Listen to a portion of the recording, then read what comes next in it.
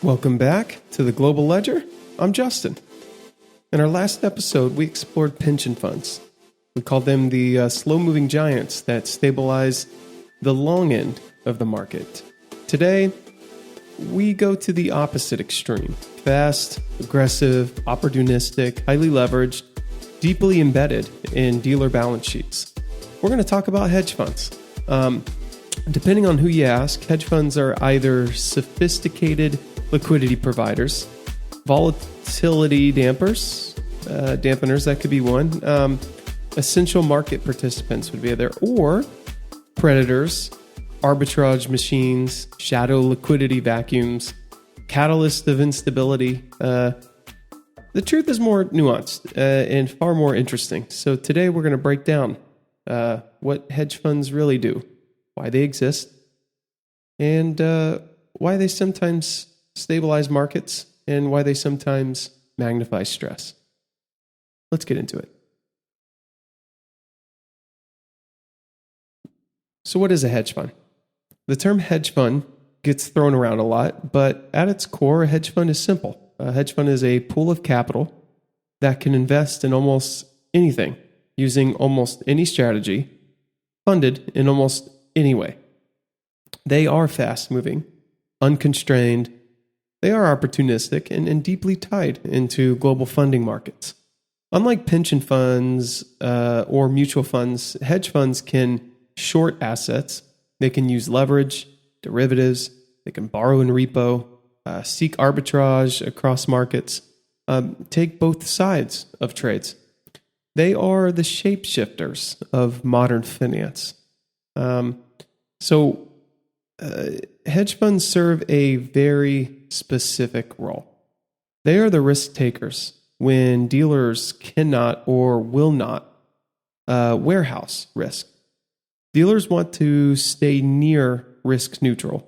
Hedge funds step in where dealers step back. So they absorb positions, they take directional risk, provide liquidity when incentives align, harvest spreads, and arbitrage dislocations.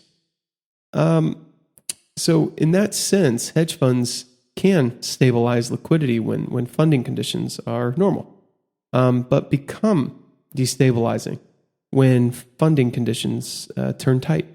So everything depends on the balance sheet. So what about the strategies and what they mean for markets? Hedge funds come in many forms. Each interact with liquidity differently. So let's look at global macro. Bet on interest rates, FX, commodities, geopolitics. Often stabilize markets by adding liquidity when fundamentals diverge. So that's on the global macro side of things. What about long, short equity? What's going on there? Buying undervalued stocks, short overvalued stocks, provide price discovery, but can amplify volatility in crowded trades. So that's one strategy, long, short equity. Another one, relative value arbitrage. So this is exploit tiny pricing gaps, say in treasuries or swaps or futures, credit, equity index arbitrages. So heavy users of repo and leverage. These funds are really the backbone of liquidity until funding tightens, of course. But so that would be another strategy. Another strategy would be maybe event-driven. So M&A, restructurings, spinoffs, move quickly when corporate events unfold. Okay, so that's something else to keep in mind. And I'll mention one last strategy: quant funds, CTAs, algorithmic trend followers can really amplify trends dramatically, provide liquidity in calm periods, but drain it in fast markets. So each strategy plays a crucial role in the financial ecosystem. So if let's talk about the funding, because that's the big engine behind hedge funds. So here's where hedge funds connect directly to the dealer system. So hedge funds fund themselves through repo, prime brokers, derivatives margin, securities lending, total return swaps, credit lines, bespoke financing arrangements. These funding channels all depend on collateral quality, volatility, dealer capacity, market depth, global dollar liquidity.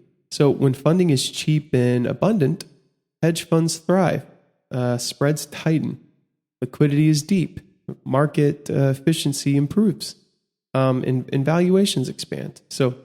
But when funding is tight, hedge funds unwind positions, they delever, they can dump collateral. This amplify selling pressure. Creates forced liquidations, and this can also push spreads wider. So this is why hedge funds can be both liquidity providers and liquidity amplifiers. So let's look at when hedge funds become destabilizers. So hedge funds don't destabilize markets because they are evil. They destabilize markets because their funding is unstable. So when repo margins rise, when collateral haircuts jump, when dealers pull back, when volatility spikes, hedge funds are forced to close positions, pay margin, unwind leverage, sell liquid assets to cover illiquid losses, pull liquidity from markets. Some examples, LTCM, 1998.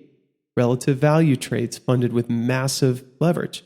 Small rate moves equaled huge losses. So dealers withdrew like a shadow bank run.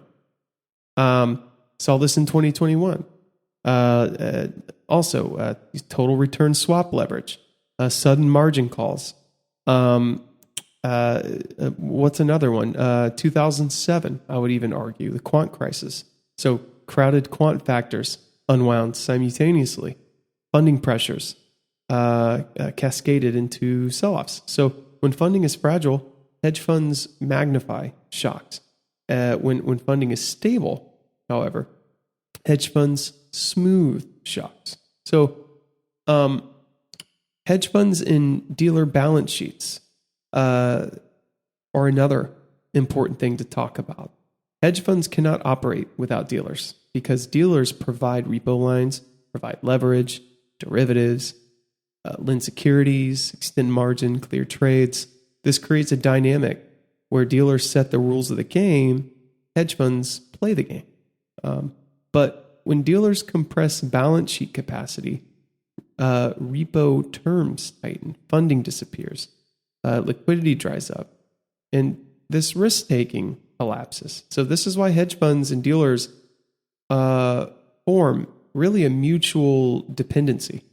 When the dealer system sneezes, hedge funds catch pneumonia, kind of thing. So, and despite their reputation as predators, hedge funds often stabilize markets because they buy when others panic. They arbitrage dislocations. They provide two-sided liquidity. They align prices across markets. They keep spreads tight. They ensure derivative markets function. They hedge risks dealers don't want. So when they perform these roles, the financial system is more stable, not less stable.